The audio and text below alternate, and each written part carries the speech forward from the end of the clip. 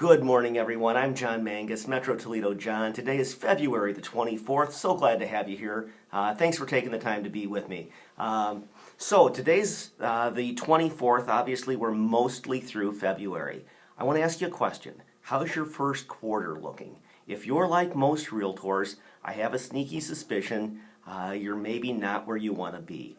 Obviously, the market for January and February has been terribly affected by the weather. Obviously, we all know you can't make the weather, right?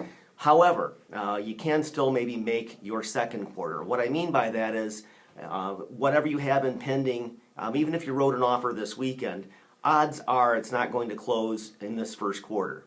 So what I want to say to you today is start looking ahead and what you're going to do to make the second quarter the best second quarter of your career. And in doing so, it'll make up for whatever has happened in this first quarter that is beyond our control, like the weather. What I want to say to you is inventory is going to matter. I know we've talked about having multiple streams of lead generation. I know we've talked about client management, creating pools of first-time buyers. That's all great stuff, but I want to get kind of down and dirty today and say to you, you need inventory. Going into the second quarter, the market is going to break. Whether it breaks in March, whether it breaks in April, I don't know. But it's going to break. And when it does, you're going to need inventory. What are you doing to generate leads? What are you doing to generate listings? Whether you're talking to buy owners, expireds, neighborhood farming, etc. All of those things do work, but you've got to work them. What I want to say to you today is you need listings. We all need listings. Inventory is low.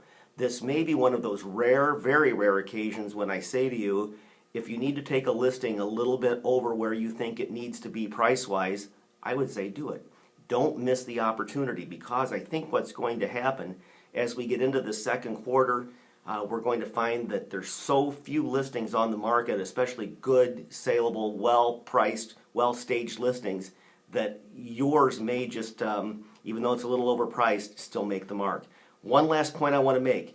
If you take a listing that's a little over the price that you want it to be at, get a concession from those sellers, whether it's staging, whether it's painting, the old give and take. If you take it at their price, then make sure that you get them to do a couple things that you think are necessary to make that house more saleable. Have a wonderful week. I'll be in Vegas next week, so we'll be shooting Monday Mojo in Las Vegas. Take care. Have a great week, guys.